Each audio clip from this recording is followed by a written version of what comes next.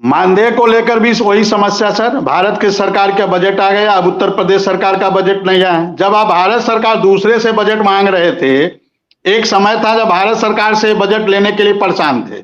मित्रों के समायोजन को लेकर अनुदेशक साथियों के मानदेय को लेकर लगातार संघर्ष जारी है। उसी कड़ी में एक बड़ी अपडेट निकल के आई है जो कि आपके लिए काफी महत्वपूर्ण होने वाली है।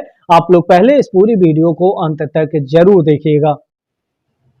भारत सरकार बजट देने में थोड़ा हिलावाली कर रही थी, तो आप अपना पैसा तो मिलाने के लिए स्थिति में नहीं हो, लेकिन दूसरे से मांग रहे हो, दूसरा दे दिया, फिर भी आप अपना पैसा मिला नहीं पाए।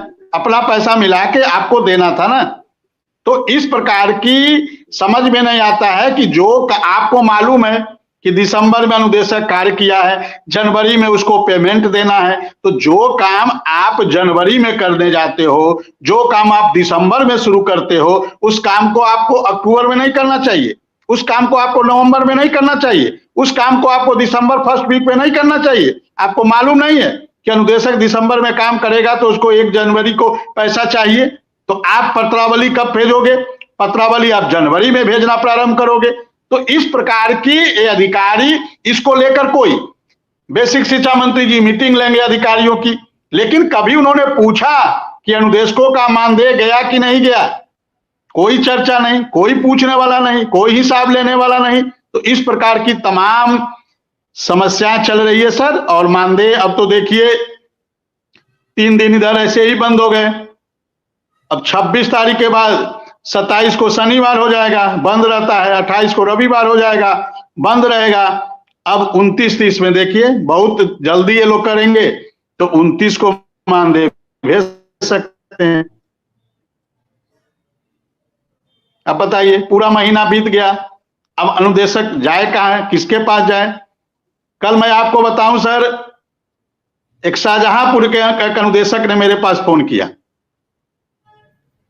मैं से वो पहले उसने फोन किया, कहा कि मैं फोन पे बताने की स्थिति में नहीं हूं, और मैंने मैसेज किया, आप उस मैसेज को देख लीजिए। मैंने जब उसके मैसेज को देखा तो उन्होंने कहा कि मैं बड़ी समस्या में हूं, और यदि 500 रुपये का आपका सहयोग हो जाता तो बड़ी कृपा रहती। हालांकि मेरी स्थिति भी नहीं थी 500 भेजने की, मेरे अकाउंट में खुद 833 रुपया था, लेकिन चूंकि उन्होंने मैं सोचा कोई किसी से मांगता है तो बड़ी समस्या ग्रस्त होकर मांगता है। मेरे अकाउंट में 833 रुपया थे, मैंने उसको 500 रुपया भेज दिया।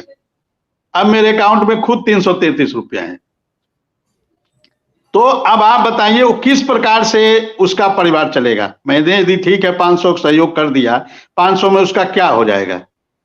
मानदेय पता नहीं कब आएगा। मान लिए बजट आ भी गया, बजट आने के बाद भी 3 से 4 दिन, 1 हफ्ता लग जाता है।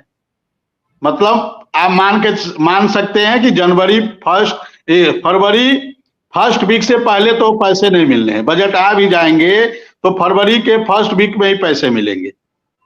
तो इस प्रकार की पता नहीं क्या, कौन देखने वाला है, कौन सुनने वाला है।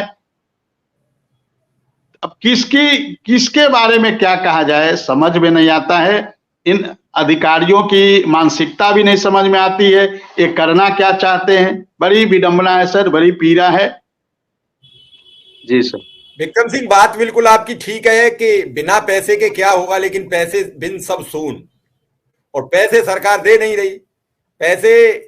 इस पैसे से नहीं लेना देना। मानदेय तो आज नहीं कल आ जाएगा, कल नहीं परसों आ जाएगा, ये थोड़ी बहुत देर की प्रक्रिया है, उसके बाद ये सतत प्रक्रिया बंद हो जाएगी। हमारे साथ भक्तवत्सल कुशवाहा जी हैं जो लगातार जुड़ने का प्रयास कर रहे हैं, और वो वित्तविहीन शिक्षकों के संघ से हैं। तो भक्तवत्सल जी, मुझे सुन पा रहे हैं?